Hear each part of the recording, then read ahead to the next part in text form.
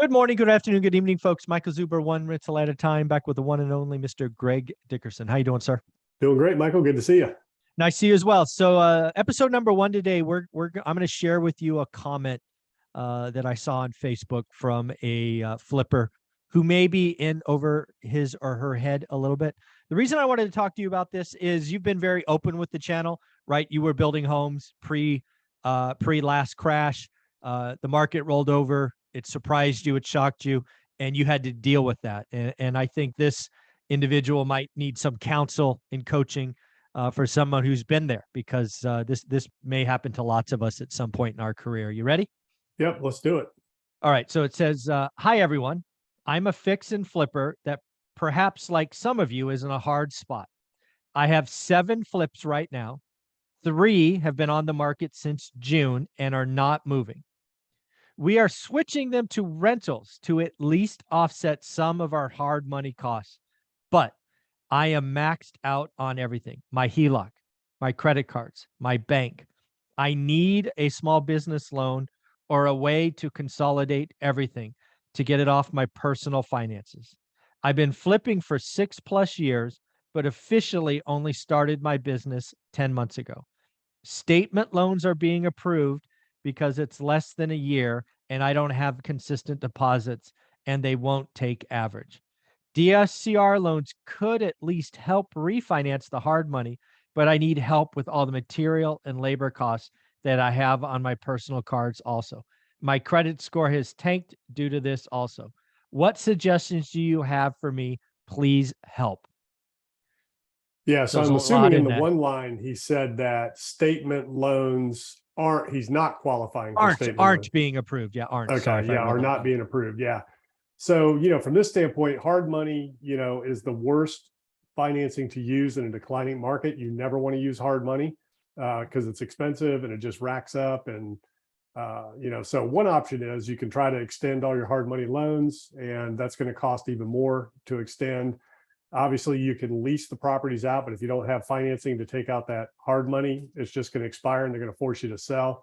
But the first thing is just reduce the prices, fire sale, get out of them, try to drop the price as much as you can. That's the first thing. If you can't refinance the properties and you can't sell them, then you're going to end up having to walk away from them. The hard money lender is going to take them back, and they may or may not pursue you personally, depending on what you're going to do. And then, the one statement about getting a business line of credit, to get everything out of your personal name, you still have to guarantee those loans. Business lines of credit still require somebody to sign and guarantee that line of credit, unless you can get unsecured business lines of credit, which that's, almost impossible to do these days for newer companies. But unfortunately, it sounds like that individual needs to, because they're hard money, the chances are he's not going to be able to extend them into long-term financing. So a lease option won't work, and owner finance won't work, renting won't work. You've either got to get them sold, drop the price, walk away, cut your losses, do whatever you can and get out. Or you're going to end up having to walk away from them and unfortunately file bankruptcy. But that is a tool that's out there for people that get in these situations. Yeah, a couple of things when I look at this. There's 2 things that I take away from this. Well, 3, I guess. First, this person's clearly in trouble. I mean, that's you can feel it just in the context. Second, I think renting the 3 properties he has listed out is a guaranteed failure.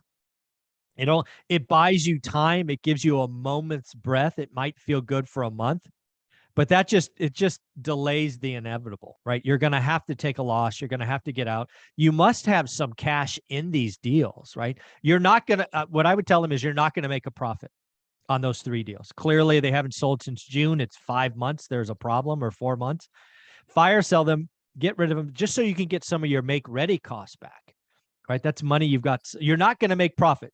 Get rid of that. And if you're dealing with a hard money lender, they're reasonable. So what you can do is you can sell them at a loss and then work out how you're going to pay the difference with the hard money lender. And, so those are negotiable deals that hard money lenders will make and private lenders will make.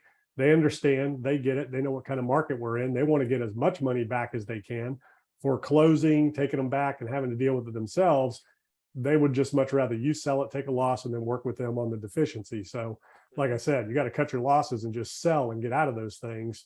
like you said, trying to rent them and all that, unless the hard money lender is willing to work with you, but it's going to be a while before the market turns. Yeah. And then the other thing I really feel in this is it seems like he or she believes the answer to her debt is more debt. That's not the answer. The answer is, the market changed on you. You got to get smaller, right? You've got to get rid of these three. Because again, when I think about these, just as a normal flipper, let's just assume you bought them 100% finance, but maybe you had to put in the repair money, right? Go get some of that back. You've got to you either get small now by fire selling them, to use your word, or you're going bankrupt. It's binary at this point. And that's the first three. And then the other four, again, you don't have access for repairs, you can't pay people. I mean, the other option there, same deal, fire sell them, look for a wholesaler, or look to partner with somebody, right? And again, I'd be willing to give up, most of the profit if you could get profit. You've got to Well, I mean, chew through these seven. if they're not selling, then there's something, there's a disconnect there. So there are only two reasons that properties don't sell: price and traffic. And right now you got both things happening. Traffic's down and prices are way too high. So, the biggest mistake people make investing in real estate when they're flipping or when they're speculating is not selling when they can and when they should, trying to hang on too long, thinking they're going to outsmart or outlast the market.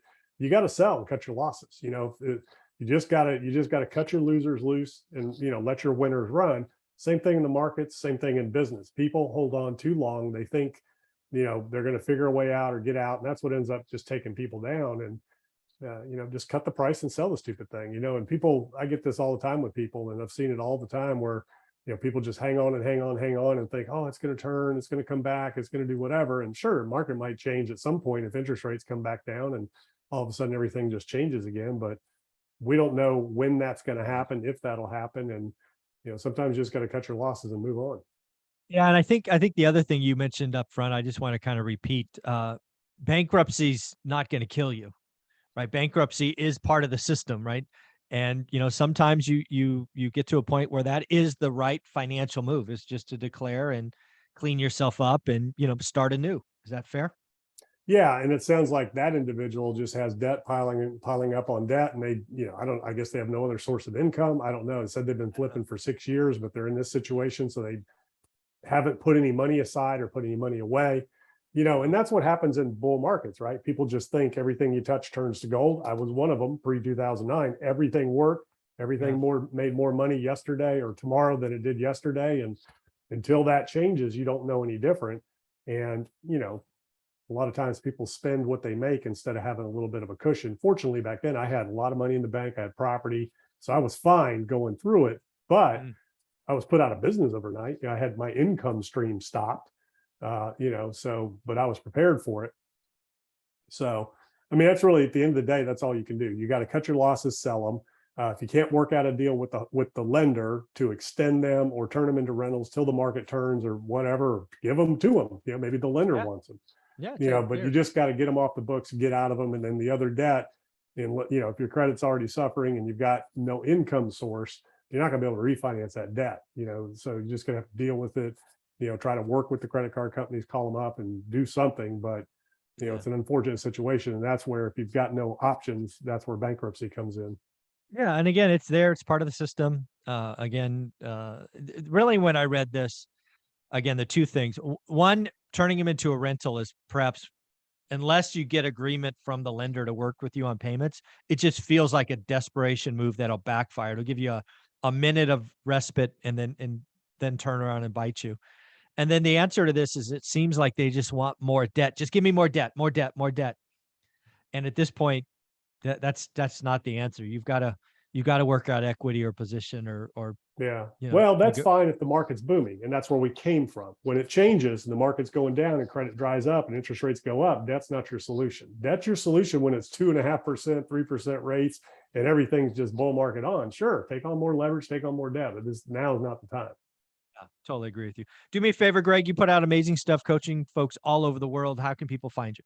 Yeah, gregdickerson.com. All my info's there. Go check it out. Thank you, buddy.